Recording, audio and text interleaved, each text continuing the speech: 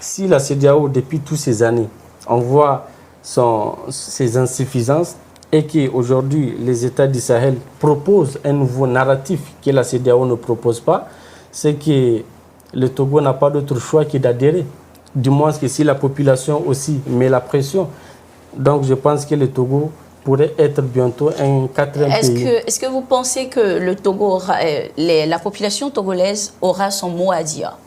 Mais bien sûr, après l'interview du chef de la diplomatie togolaise, le professeur Doucet, il avait dit lui-même, cela revient à qui? Au président et au Parlement. Donc, c'est-à-dire, c'est à la population de manifester cela, que nous voulons être. Et ce qu'il a dit, moi, je pense sincèrement, si tu causes avec des centaines de Togolais, ils s'identifient plus des Sahéliens que des membres de la CEDEAO. Ah, vraiment? Ah oui.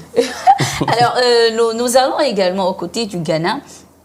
Nous savons que sous Nana Akufo-Addo, les relations entre l'AES, le Burkina, le Mali, le Niger, spécialement, précisément avec le Burkina, les relations étaient conflictuelles. Alors, qu'est-ce qui explique les démarches du président actuel, John Dramani, qui tente à renouer les relations avec les pays de l'AES? Oui, c'est vrai, le Ghana avait des relations conflictuelles avec tous ces pays de l'AES. Du moment où il y avait eu des sanctions, le président de l'époque, Nana Akufo-Addo, était parmi les premiers à se lancer. Aujourd'hui, si le président Mahamat dit qu'il veut coopérer avec ces pays, je pense qu'il n'y a pas quelque chose qui va nous surprendre.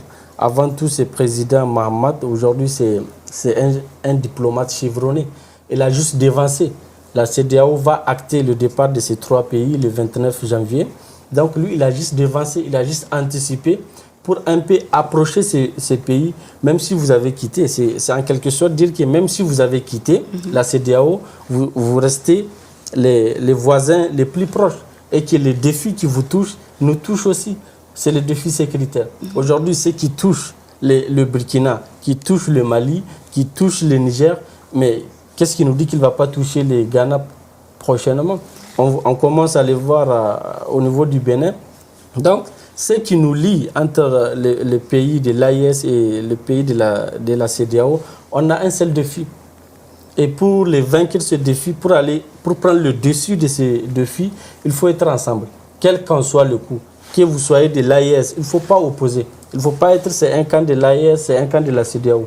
Que vous soyez de l'AES, que vous soyez de la CEDEAO, on a un défi qui est priorité, celui de l'insécurité.